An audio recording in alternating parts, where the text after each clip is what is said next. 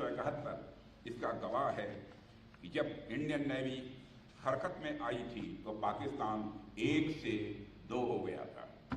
अगर ऑपरेशन सिंदूर में भारतीय नौसेना अपने फॉर्म में आई होती तो पाकिस्तान के 2 टुकड़े ही न होते, बल्कि मैं समझता हूं शायद 4 टुकड़े हो जाते।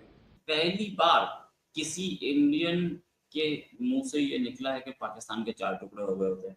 हम ऐसी लैंग्वेज बोलते नहीं हैं जनरली, तो कहीं ये दिखाने की कोशिश है कि अब की बार आएंगे तो कुछ ऐसा हो सकता है।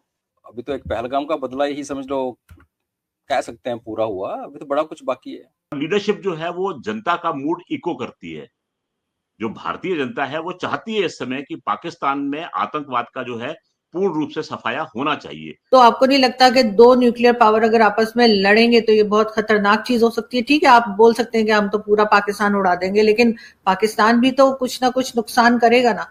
तो बेहतर नहीं है कि बातचीत के जरिए मसले को हल किया जाए? भारत ने साफ कर रखा है कि बात होगी तो आतंकवाद पर होगी, बात होगी तो ऑक्युपाइड कश्मीर पर होगी। पाकिस्तान को अच्छे से मैसेज दिया जा रहा है कि अब हमारा नियो नॉर्मल ये है, हमारे सब्र का प्याला जो है वो छलक चुका है, अब हम आपको छोड़ेंगे नहीं। अगर पाकिस्तान ने कोई ऐसी हिमाकत करने की कोशिश की तो जैसे सांप को बिल से खींचकर उसको कुचलते हैं वैसा करेंगे। इतने कड़े शब्दों का इस्तेमाल किया प्रधानमंत्री ने। इंडिया के डिफेंस मिनिस्टर और मोदी वगैरह जो भी बकवासें कर रहे हैं हम सुन रहे हैं। अच्छा, अगर तुम करोगे तो हम ना सिर्फ तुम्हारा मुंह तोड़ेंगे बल्कि तुम्हारी गर्दन भी तोड़ेंगे और टांगे भी तोड़ेंगे। अच्छा। आज रक्षा मंत्री ने आईएनएस विक्रांत से दुनिया के सामने एक क्लियर कर दिया है ये मैसेज देकर वो कि हम करने को तो बहुत कुछ कर सकते थे। पहले उन्होंने बोला था ये बात कि हम चाहते अगर नेवी उतरती तो हम पाकिस्तान के 4 टुकड़े कर सकते थे, लेकिन हमने शक्ति और सब्र का हमने समन्वय पेश किया दुनिया के सामने। तो ये शब्द मुझे बड़े अच्छे लगे उनके कि दुनिया को उन्होंने दिखाया कि भारत किस स्टेज पर है।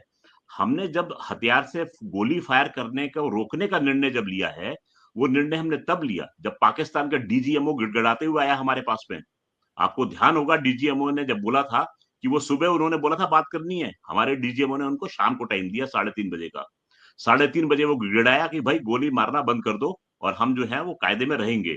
तब हमने फैसला किया कि हम गोली मारना बंद कर देंगे, वरना भारत उस समय पीक पर था और अगले दिन क्या होता ये किसी को नहीं पता था। तो हमने एक हाइट पर आके इस ऑपरेशन को अपनी मर्जी से कॉल ऑफ किया है। कॉल ऑफ भी नहीं कहूंगा, फिलहाल के लिए एक अर्धविराम दिया है। ऑपरेशन सिंदूर अभी जारी है।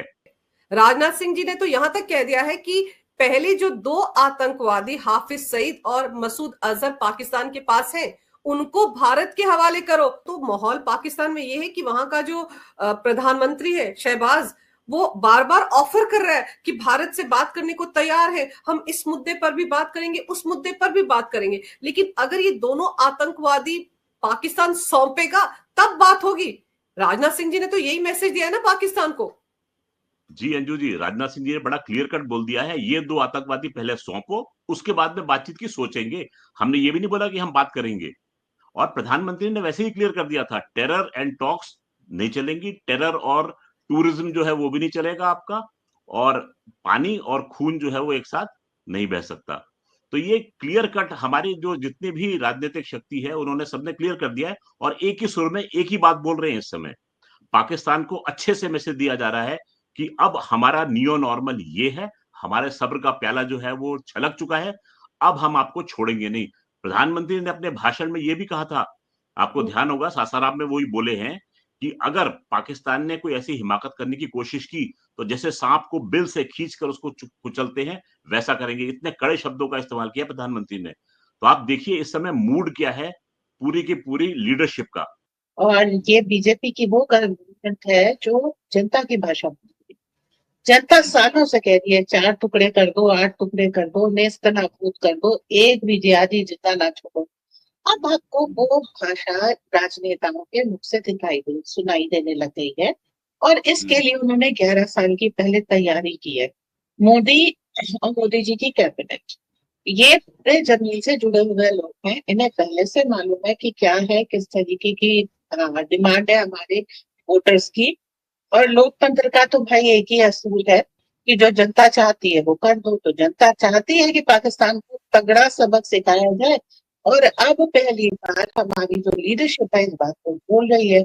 और ये जो वीडियो आप दिखा रही है, दिखा रही है कि हाँ, हमारे पास फुल कैपेबिलिटी है, हम आराम से कर सकते हैं।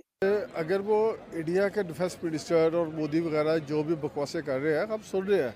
अच्छा, अगर तुम करोगे तो हम ना सिर्फ तुम्हारा मुंह तोड़ेंगे बल्कि तुम्हारी गर्दन भी तोड़ेंगे और टांगे भी तोड़ेंगे। अच्छा, मतलब आप कह रहे अवाम तो खुश हो रही है कि पाकिस्तान के सियासतदान नहीं बोलते, अच्छी बात है, ये मेच्योरिटी है कि नहीं बोल रहे? ये ऐसी बात नहीं है, ये कमजोरी है। अच्छा, ये कमजोरी होती है जिसको कहते हैं कि हम कमजोर हो गए।